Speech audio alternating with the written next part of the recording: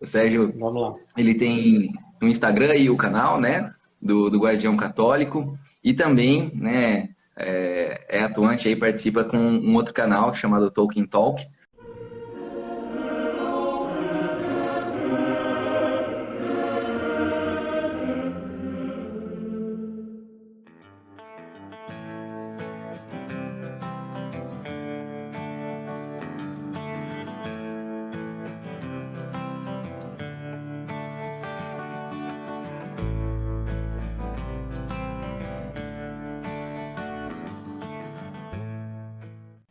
Olá, Sérgio, Opa, boa tudo noite. bem? Tudo bom, Ricardo? Tudo jóia. A nossa outra live aqui caiu, não sei o que Ah, aconteceu, mas já voltamos. beleza. Tudo certo? Tudo beleza. Então tá bom. Acho que o pessoal já está reconectando aqui, já voltaram o pessoal que estava assistindo. Bom, então, antes de mais nada, né, muito obrigado aí por estar dedicando esse tempo dessa noite para falar com a gente, desse tema aí tão legal. É, já sigo aí o seu conteúdo tem um tempinho no YouTube, aí no Instagram, então também é uma alegria hoje a gente estar podendo conversar assim diretamente. Acho que vai ser bem legal, né, fazer uma breve introdução para os seguidores também do seu trabalho. Mas antes disso, queria convidar você para fazer uma breve oração, né, para a gente entregar este momento aqui de live, de conversa, nas mãos de Nossa Senhora. Se me permite, então vamos lá em nome do Vamos lá. Pai, Em nome do Pai, do Filho e do Filho e do Espírito Espírito Santo. Santo. Amém. Senhor Jesus, nós te louvamos e te agradecemos por este momento, por essa reunião. Pedimos que o Senhor nos acompanhe, que seu Espírito Santo nos ilumine nessa noite, que possamos discutir temas relevantes, que nos ajudem a compreender mais sobre a nossa vocação. Que Nossa Senhora nos proteja e nos guarde. Amém. Amém. Em nome do Pai, do Filho e do Espírito Santo. Amém.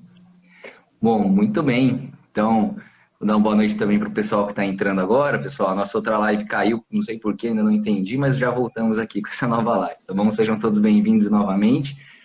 E muito bem, então eu vou rapidamente apresentar o Sérgio. O Sérgio aí vai completando também, se eu esquecer alguma coisa, né? O Sérgio, Vamos lá. ele tem o Instagram e o canal, né, do Guardião Católico, e também, né, é atuante aí, participa com um outro canal chamado Tolkien Talk, que Isso. trata exatamente sobre temas relacionados, né, a todo o imaginário de Tolkien, né, O Senhor dos Anéis, O Hobbit, e esse Instagram especificamente, o Guardião Católico, eu acho uma proposta muito legal, muito interessante e diferente, que é abordar exatamente tudo que existe, né, do catolicismo dentro da obra, né, do professor Tolkien, e que tem muita coisa para a gente falar, tem muita coisa para a gente explorar.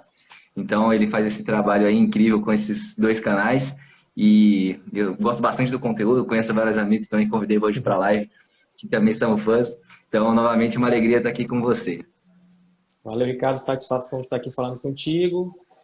Como o Ricardo falou, para quem não me conhece, meu nome é Sérgio Ramos. Eu comecei com o canal Tolkien Talk, junto com o César Machado, desde 2016. A gente está nessa trajetória falando sobre Tolkien, a vida dele, a obra, tudo, adaptações, tudo que tem a ver com Tolkien. E agora vai fazer 2 anos, salvo engano, em junho, que eu estou com o Guardião Católico. Comecei em 2020. Vou para o vídeo número 100 agora em abril, né? Olha só que legal. Então são 100 vídeos só falando sobre Tolkien, a Igreja Católica. Mandar um abraço aqui para o Zé Costa, que é meu sogro, que está acompanhando a gente aqui na live também. Abração. Legal. Então, o Guardião Católico ele é mais específico do que o Tolkien Tolkien, né? Justamente porque ele foca na Igreja Católica e Tolkien. Né? Eu tento sempre relacionar ou a vida do Tolkien, o fato dele ter sido católico, ter sido criado na fé católica. O tutor dele foi o padre, né? O padre Francis Morgan, que era discípulo de São John Henry Newman, no oratório de Birmingham, na Inglaterra. A mãe dele, que foi quem primeiro se converteu, depois converteu ele e o filho, ajudou os filhos nessa conversão. Então, sempre eu estou abordando esse tipo de assunto e também trazendo os trechos, passagens dos livros, acontecimentos lá do Hobbit, Senhor dos Anéis, o Silmarillion, ou qualquer outra obra do Tolkien, que a gente pode puxar para fazer essa interpretação católica, já que o próprio autor disse que a sua obra e tudo que ele escreveu tem essa simbologia cristã. Então, é isso que eu trago aqui para o Guardião Católico. É um vídeo por semana, que eu coloco no YouTube todas as quintas-feiras ao meio-dia. Hoje, inclusive, teve um vídeo. O vídeo de hoje foi uma interpretaçãozinha cristã do Hobbit, feita pelo pastor, pelo bispo Robert Barron, que é um bispo americano, muito atuante lá, aquele do World on Fire Institute, né? É bem conhecido lá nos Estados Unidos. E aí eu já tinha soltado ele comentando sobre o Senhor dos Anéis em 2 vídeos, e hoje eu soltei ele falando sobre o Hobbit. Está bem interessante lá. E eu procuro complementar o conteúdo não só comigo falando, mas também eu tento trazer, às vezes, já trouxe Peter Crift também, uma palestrazinha de 20 minutos, que é um filósofo americano, também católico. Então, tem esse materialzinho extra lá, e aos poucos a gente vai dando corpo a esse material aí. Recentemente eu recebi uma mensagem, acho que de uma moça da Colômbia, não sei, que ela disse: eu sempre procurei um canal que falasse sobre Tolkien e a igreja. E aí finalmente encontrei. Eu não sei, mas talvez seja o único canal específico sobre esse assunto na internet, né? No YouTube, pelo menos. Então, eu espero que tenha outros, né? Porque é importante, mas assim, que eu conheço realmente, especificamente sobre Tolkien e a igreja, é o único que eu conheço. Então, eu espero que isso abra até mais portas aí para mais pessoas falarem sobre isso. Legal. Não, tem muita coisa para ser dita, né, a respeito do catolicismo dentro do imaginário de Tolkien. E eu confesso que eu também já procurei alguns e eu acho que realmente é o único. Assim, também, lógico, a nossa busca é limitada, mas todos que eu já andei procurando e tal, esses conteúdos, eu realmente, um canal específico sobre esses 2 temas juntos, eu acho que, pelo menos que eu, em português aqui, é o único que eu encontrei mesmo. O Bishop Barron, né, que você citou, a gente também é muito fã dele, também aqui no nosso grupo de jovens. Então, para quem está entrando também e não conhece o grupo, né, brevemente apresentando, nós participamos da paróquia Nossa Senhora das Dores, aqui em Campinas, né, interior de São Paulo, e nós nos reunimos todos os sábados às 18h30. Nós rezamos o terço e depois temos um momento de formação com temas diversos, né. Inclusive, o primeiro convite para o Sérgio foi para falar para a gente no grupo, mas a gente conversando, vendo que os horários estavam meio difícil de sábado e também que a nossa abrangência é maior aqui no Instagram, então falamos, vamos fazer uma live que eu acho que vai ser mais proveitoso. Então, estamos muito contentes e trazemos temas diversos, desde análise de filmes também, análise de livros, né? No nosso Instagram, frases de santos, comemorações da igreja, né? O tempo que nós estamos vivendo hoje da quaresma, né? Reflexões sobre isso. Então, a gente tenta movimentar um pouquinho o nosso Instagram e também a nossa pastoral lá, fisicamente, né? Dentro da paróquia Nossa Senhora das Dores.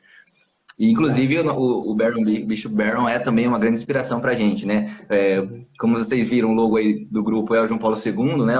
O nome Lolek do nosso grupo é em homenagem a ele, né? O apelido que ele tinha na infância. E essa espiritualidade dele, né? De sempre aproveitar as coisas boas do mundo, né? Pegar tudo aquilo que é da cultura não necessariamente católica, cristã, mas que traz mensagens cristãs na sua essência, principalmente, né? Vivemos no Ocidente, então, mesmo que às vezes não é algo especificamente católico, mas que no fundo a gente consegue enxergar muita coisa, muitas mensagens do Evangelho. E eu queria dar esse start, então, lendo exatamente essa citação, né, Sérgio, que você falou agora há pouco, que é de uma carta de Tolkien, de 1953, para explicar para o pessoal que pode estar achando estranho, né, o tema dessa live, né, que é a vocação em O Senhor dos Anéis, e a gente falando de catolicismo e Tolkien, como é que essas coisas se conectam, né? Muita gente não conhece, né, esse lado da obra de Tolkien, miseravelmente, né, porque é muito rico quando você começa a entender e olhar um pouquinho com um olhar cristão para o que ele escreveu, para o que ele produziu, você, nossa, muda completamente, né, a sua interpretação e você percebe quão rico é, né? E então eu queria ler um trecho dessa carta bem rápido para a gente situar, né, do porquê a gente está falando sobre isso, né? Então essa carta que ele escreveu em 1953, também para um padre, né? Ele diz o seguinte, né? O Senhor dos Anéis, obviamente, é uma obra fundamentalmente religiosa e católica, inconscientemente no início, mas conscientemente na revisão. É por isso que não introduzi ou suprimi praticamente todas as referências a qualquer coisa como religião, a cultos ou práticas no mundo imaginário, pois o elemento religioso é absorvido na história e no simbolismo, né? Então, acho que isso deixa muito claro, né, que ele, no início, talvez não tivesse essa intenção de tornar essa obra tão cheia de simbolismo católico, mas que, quando ele voltou para fazer a revisão, reler, ele percebeu que de forma natural, ele acabou colocando isso lá, porque fazia parte da cultura dele, fazia parte do que ele vivia intensamente, e aí ele deve ter ido, né, dando aqueles retoques para fechar os laços, assim, e falar, não, realmente essa obra merece ser dedicada também, né, à filosofia católica e a tudo que representa essa cultura, a nossa cultura, né, ocidental fundamentado, né, nesses pilares da Igreja Católica. Então, só para dar essa primeira introdução para o pessoal, caso, né, não soubessem desse tema, né? E, bom, acho E que agora é a gente já pode... importante, Ricardo, é importante até ressaltar, porque assim, hoje o negócio está tão ideologizado, até no meio tokenista em si, e a gente já vê até movimentos para tentar apagar isso, ou tentar diminuir essa importância toda que o Tolkien dava para o catolicismo na obra dele. Então é sempre bom a gente falar, repetir, estar sempre visando esse aspecto, né? Porque para ele era o mais importante da obra dele. Ele fala, por exemplo, tem Sim, outras cartas ou outras passagens, entrevistas, tudo onde ele fala que qualquer pessoa que lê a obra dele já vê que foi escrita por um cristão. Então, esse é o ponto base para ele. Então, para ele, pelo menos naquela época lá onde ele escreveu, publicou, para ele era assim, óbvio que quem lesse a história ia ver que era um autor cristão que estava falando. E aí ele até fala, e no caso, um católico romano. Né? Talvez quem lesse não veria que é um católico, mas aí ele ressalta esse aspecto. E, por exemplo, tem sim, outras passagens onde ele fala que todo o pouco, entre aspas, né, todo o pouco que ele aprendeu, ele deve à religião, à fé na qual ele foi criado. Então, ele foi criado na fé católica, então ele reconhece a importância do ensinamento católico que teve na vida dele. Ele fala que o pouco que ele sabia da vida, ele aprendeu através disso. Então, é uma coisa que realmente não pode ser escondida, tem que ser sempre falada, a gente tem que com essas passagens. Graças a Deus que tem esse livro das cartas, porque se não fosse ele, eu acho que o negócio sim. de ser mais escondido ainda, né? Muita gente ia jogar para baixo do tapete isso, mas as cartas estão aí e não negam, né? Então é um aspecto importantíssimo. No ano passado foi lançado um livro chamado A Natureza da Terra-média, com alguns escritos inéditos do Tolkien. E o editor desse livro, também, graças a Deus, é um católico, que é o Carl F. Hostetter, que é um dos maiores tolkienistas, era amigo íntimo do Christopher Tolkien, do o falecido filho do Tolkien. E ele, como católico, ele fez questão de fazer anotações pontuais, onde ele fala, olha, esse aqui, para você ver o ponto católico aqui, e aí no final do livro tem um apêndice onde ele fala sobre tudo isso. E eu já estou até trazendo esse material para o Guardião Católico lá no YouTube. Por exemplo, a questão dos corpos incorruptos, que isso tinha na Terra-média, a questão do odor de Legal. santidade também tinha, essas coisas que a gente ficou sabendo só agora com a natureza da Terra-média, né? E o Carl Rostetter fez questão de trazer isso explicitamente e falar, então, já estou trazendo esse material porque é importante, a gente tem que divulgar, né? Sim, não, com certeza. É bem triste mesmo que muitas vezes as pessoas acabam não percebendo e pior ainda, tentando esconder, né? Quem produz conteúdo, ou enfim, né? Uhum. Não é uma questão, às vezes, de defender um lado ou outro, né? Não é isso, mas é questão da honestidade com o próprio autor, né? Com a própria história. Então, se ele tinha essa intenção, eu entendo que a obra... Bom, a gente está falando um pouquinho dos filmes também, mas a obra de Peter Jackson, pelo menos ao meu ver, me pareceu que foi bastante isenta nesse sentido, né? Ele tentou ser o mais honesto possível, dentro das limitações, claro, ali do cinema, do tempo e tal, mas tentou, né, transmitir, assim, não esconder, né, não ideologizar a obra, mas, bom, enfim, é bom a gente estar reforçando isso, então, Uhum. e eu acho que a gente pode dar o pontapé aí no tema da vocação, né? Então, que foi a gente pode tirar bastante coisa da nossa, do catolicismo, do livro, mas eu acho que queria puxar para esse tema da vocação, e daí a gente pode também abrir outras reflexões, mas começar falando sobre isso, né? Sobre esse chamado, né? Que a vocação, né? Que vem de vocare, que no fundo tem a raiz do chamamento mesmo, de algo que é a nossa missão, né? E à medida que é assumido, se torna então um dever, né? Também. Uhum. Mesmo quando não é assumido, acaba se tornando um dever não cumprido, né? Mas se tudo der certo, nós esperamos que cada um tenha essa sensibilidade espiritual e perceba a sua vocação, responda positivamente a Deus, né, no nosso cotidiano, e a gente pode aprender muito com os personagens, né, de Tolkien a respeito desse chamado e a respeito de assumir mesmo, né, de poder, não, eu vou, né, mesmo que seja difícil, mesmo que seja exigente, né, porque a vocação normalmente é isso, né, é sacrifício. Então, Queria que você pudesse comentar um pouquinho disso, até, se quiser já também entrar nos personagens, né? A Vamos missão lá. de cada um dentro da história e tudo mais. Eu acho que isso aí já começa já com o Hobbit, na verdade, antes do Senhor dos Anéis, né? Para quem é iniciante aí no mundo de Tolkien, tem que saber que antes do Senhor dos Anéis teve um livrinho chamado O Hobbit, que é a historinha que se passa 60 anos antes ali do início do Senhor dos Anéis. E lá a gente já tem a figura do Bilbo Bolseiro, que era aquele hobbit tranquilo, não gostava de sair de casa, só queria cuidar das coisas dele lá, não queria se envolver em aventuras. E um belo dia, bate na porta dele um mago, né? Um mago errante, e depois uns anãos, né? Ou anões, né? Dos dois jeitos tá certo. Então esse grupo de anões chega e já vamos para a aventura, pegar um tesouro, matar um dragão e tudo, e ele não queria ir, acaba se envolvendo naquilo e vai, né? E aí eu considero essa a primeira grande jornada de transformação ali do Senhor dos Anéis, porque é uma história só. O Hobbit e o Senhor dos Anéis não deixa de ser uma história só, né? Uma continuação da outra. Então é a grande história e é o que diferenciava o Bilbo de outros personagens de fantasia era justamente isso, porque ele começa de um jeito na história e termina a história de outro. Por quê? Porque ele se dedicou, né? Como você falou, Ricardo. Ele assumiu, ele abraçou a vocação dele, que era cuidar dos amigos, na verdade, foi a grande vocação dele.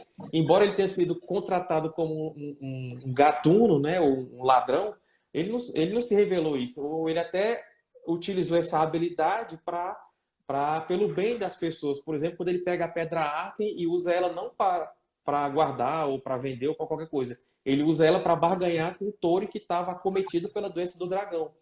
Então, assim, o Bilbo ele assumiu isso, ele se sacrificou durante toda a jornada para poder salvar os amigos. E o próprio Gandalf fala para ele que ele ia viajar, ia sair de casa e quando ele voltasse ele não ia ser o mesmo. E ele nunca mais foi o mesmo Hobbit. Você vê que já no Senhor dos Anéis ele já virou um erudito, um intelectual, um mestre das tradições. Ele vai morar em Valfenda, ele fica compilando as histórias antigas, dos dias antigos. Ele gostava de poesias, do belo, das músicas, faz novas amizades. Ele era grande amigo do Aragorn, que é o grande rei que vai retornar. Então, já veio o engrandecimento do Bilbo só por ele ter abraçado a vocação dele. Ele saiu daquela zona de conforto, enfrentou os diversos perigos que a Terra-média ofereceu para ele e acabou saindo vitorioso no final. E esse bastão ele acaba passando para o Frodo, que era o sobrinho primo dele ali, e assume a missão dele também. E olha que interessante, o Frodo não tinha nem ideia da magnitude daquele quest, daquela busca que ele ia participar, né? Ele só sabia que ele Sim. estava de posse de um objeto terrível, que era a grande arma do inimigo, e aí, quando tem o grande conselho de Elrond, que fica aquele debate, os grandes senhores élficos, dos homens, dos anãos, querendo, não, eu vou levar o anel, dá para mim, não sei o quê. E aí, aquela vozinha do nada, ele diz, eu vou levar o anel.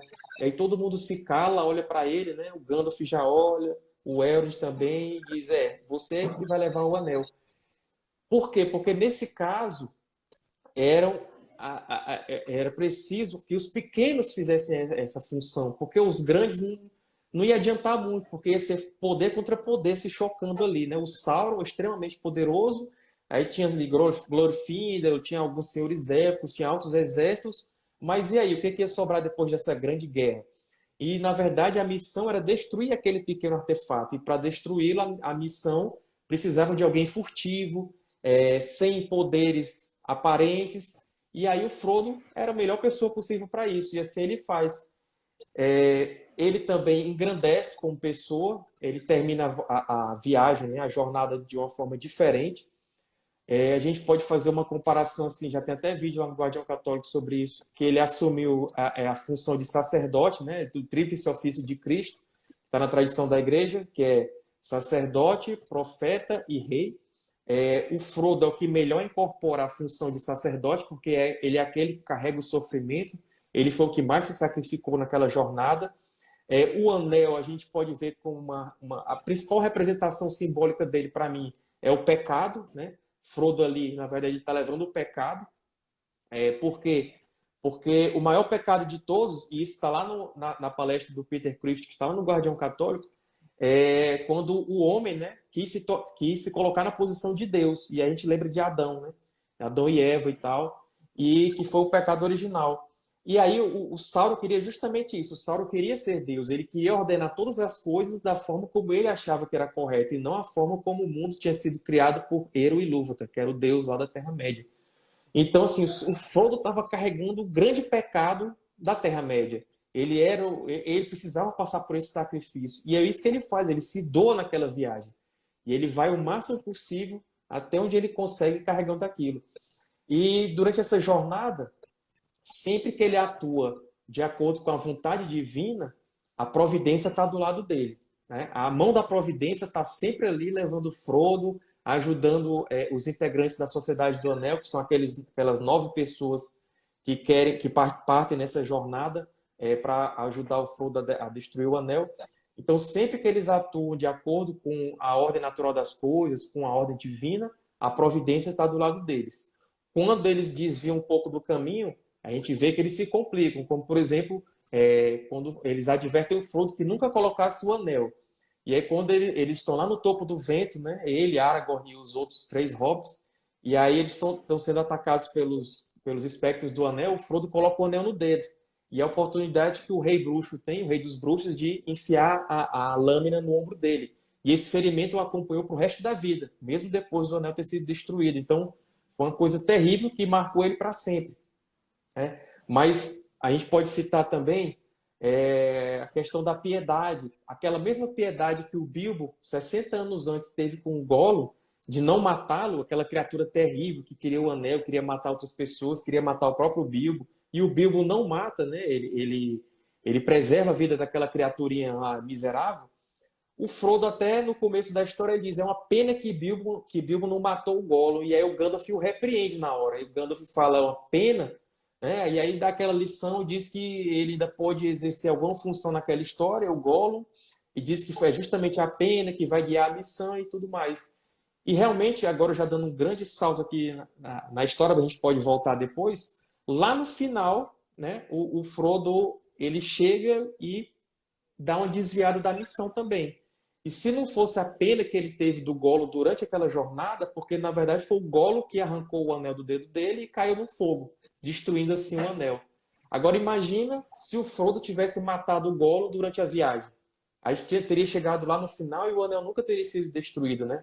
Teria acontecido Sim. a mesma coisa que aconteceu com o Isildur milênios antes, né? Que não destruiu o anel. Então, assim, tá muito... o simbolismo cristão é claro, como o Tolkien falou na frase que tu leu aí. O simbolismo está todo na obra, o simbolismo cristão. Ele até, como ele fala, ele evitou colocar referências explícitas religiosas, como sacerdotes, templos, cultos, esse tipo de coisa, porque ele não achou necessário e também não queria que a obra fosse uma alegoria, né? Uma alegoria da igreja, uma alegoria do nosso mundo e tudo. Ele gostava do leitor poder ter sua própria interpretação da obra. Agora, se você quiser se aprofundar no simbolismo, nos significados, tá tudo aí explícito. Você pode pegar aí o cristianismo, que tá tudo lá na obra. Não, perfeito.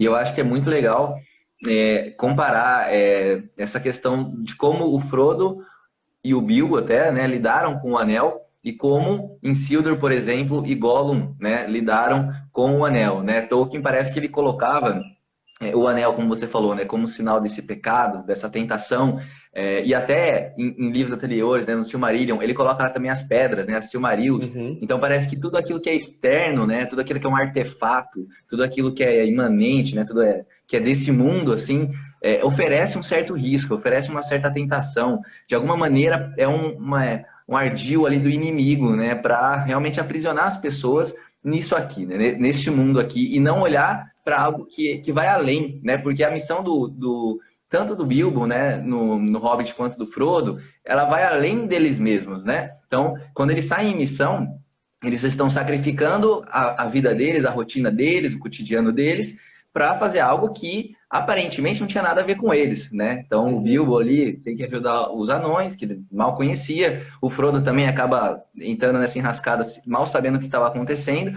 e no fim assume a responsabilidade, né? E assim, fazendo esse sacrifício por algo que era maior, né? Por algo que era superior. Então eles pegam o anel, né? O caso do Bilbo ele acaba pegando por acaso, né? mas o Frodo ele pega o anel já com esse intento de fazer um sacrifício maior que salvaria o mundo todo, né? E as outras É, pessoas. e- E aí já os outros não, né? Isildur e Gollum pegam o anel com o interesse de servir a si mesmos, né? Servir a eles mesmos. Né? Então, e eles acabam sendo o quê? Corrompidos, né, por esse anel e acaba levando eles à morte, não, primeiro a desfiguração do que eles eram, né? Então eles se transformam em algo nefasto e depois a morte, né? Então de ambos a morte de ambos está associada ao anel por esse desejo ilícito, né, de usar aquilo em benefício próprio, ao invés de abrir mão, né, de algo do próprio anel, né, que era algo que trazia poder, trazia um certo prazer, então ele abre mão disso, que nem o Frodo faz para sacrificar, né? Quando fala assim que o Bilbo pegou o anel por acaso, é interessante, porque aí tu me dá um gancho, porque sempre que aparece essa palavrinha por acaso, na verdade é a mão da providência atuando ali na história. Né? Tanto é que tem uma passagem que o Gandalf fala que foi uma vontade que não de quem criou o anel, que o Bilbo pegasse o anel, e nem e depois também o Frodo. Então, quem seria essa vontade que o Bilbo pegasse? Na verdade, foi a própria providência, né? Foi um ato providencial ali do Gollum ter perdido o anel e o Bilbo tá ali na oportunidade de poder pegá-lo. E outra coisa que eu queria destacar é por que que são esses hobbits, né? Por que que o Tolkien colocou os hobbits no destaque da maior história de heroísmo ali, a gente pode dizer ali, da mais complexa ou mais bem desenvolvida dele. Porque ele queria... É um tema que é recorrente na obra dele, que é das pessoas simples que fazem girar as rodas do mundo. Então, assim, a nossa vocação não é ser um Aragorn, não é ser um Boromir ou ser um Elrond e tudo mais. A gente pode imitá-los, né? Mas o Tolkien não quer que a gente se coloque no lugar desses grandes. Ele quer que a gente se coloque no lugar dos pequenos, porque nós somos pequenos aqui no nosso mundo. E é nós, como pequenos, que fazemos girar as rodas desse mundo.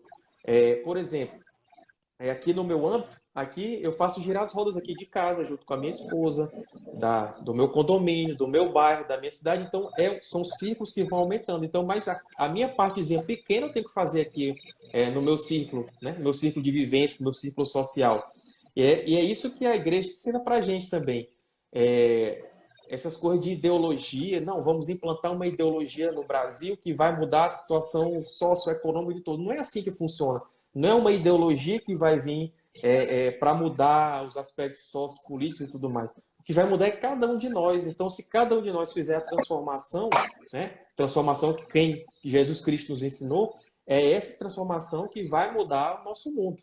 Então, e o Tolkien reflete isso simbolicamente. Se você olhando pelo prisma católico, a obra, é isso que ele está ensinando ali. Então, é a questão das pequenas pessoas fazendo girar as rodas do mundo.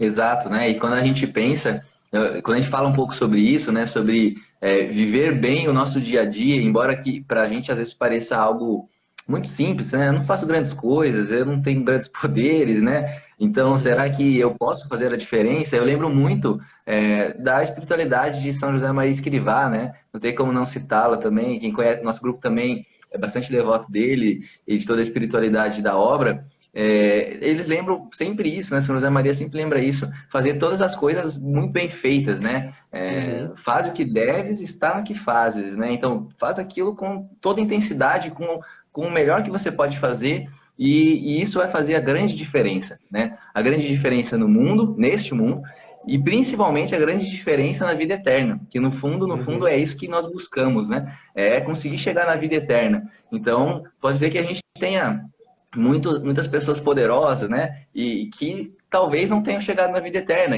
Por outro lado, muitas pessoas simples, santos da igreja, Santa Teresinha do Menino Jesus, que tinha uma santidade tão simples, que foi capaz, né, de alcançar essa vida eterna e estar com Cristo lá. Então, essa simplicidade eu acho que é muito importante da gente lembrar, porque a gente lembra da nossa importância, né, para Deus e para este mundo, sendo um pai de família, né, trabalhando de forma intensa, né, dando o seu melhor no seu Uhum. trabalho, no seu estudo, né? Se for a vocação sacerdotal, então, dedicando-se à sua comunidade, dedicando aos estudos no seminário de maneira profunda e verdadeira, né? Vocação religiosa também, das mulheres, também essa vocação da oração, da meditação e do cuidado também, que muitas ordens religiosas têm com os mais pobres, com os doentes, né? Então, esse trabalho, todos, né, têm um trabalho extremamente importante. E eu acho que é legal a gente passar também um pouco comparando as funções, né, que cada um exerceu nessa comitiva, né? Essa comitiva que foi designada para ajudar, auxiliar o Frodo, né? Quando a gente fala assim, poxa, como é que o Frodo conseguiu? Ele era tão pequeno, né? Parecia tão ali incapaz de fazer qualquer coisa, e ele consegue o que muitos reis, o próprio Isildur não conseguiu, né? Então, como ele fez isso? Ele estava sozinho, ele foi lá e por força própria, por mérito próprio conseguiu, né? Na verdade, a gente vê que não, na obra, como você já citou, né? Existem vários pontos que falam sobre a providência e sobre a graça também. Eu li recentemente um artigo do Diego Clatal, né? Que também é um tolkienista brasileiro Muito bastante bom, hein? influente. E ele falava exatamente sobre esses pontos, de como a providência e a graça se manifestam, né, no Senhor dos Anéis. Ou seja, Frodo não estava sozinho, né? Ele tinha essa vontade superior que a gente entende como sendo Deus e que Tolkien colocou lá para isso mesmo. E também, claro, os amigos, né? Ali o Sam. E se a gente parar para pensar, o Sam e o Frodo se separam de toda a comitiva lá no finalzinho do primeiro livro, né? Naquele momento que os Uruk-hais os atacam e tal.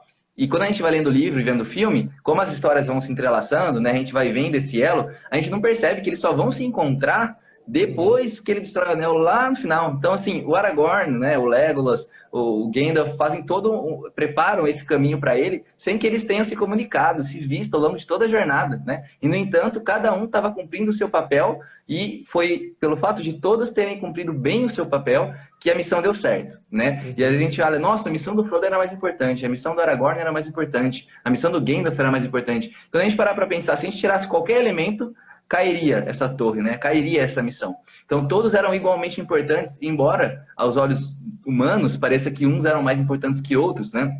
Então eu queria fazer esse comparativo das vocações mesmo, né? Parece às vezes que um sacerdote, é claro que a vocação sacerdotal ela é sobrenatural, né? Ela é dotada de todo uma coisa diferenciada de fato, mas o papel do sacerdote, ele também é tão importante quanto o papel de um pai de família dentro da sua família, né? Sim. Então, o papel de uma religiosa que né, não tem um ministério sacerdotal, mas exerce ali toda com a sua importância, né, a sua vocação. Então, as vocações, elas são igualmente importantes para que né, a gente possa manter o catolicismo, né, a fé viva neste mundo e principalmente para que consigamos levar as almas para a eternidade, né, que é o objetivo final.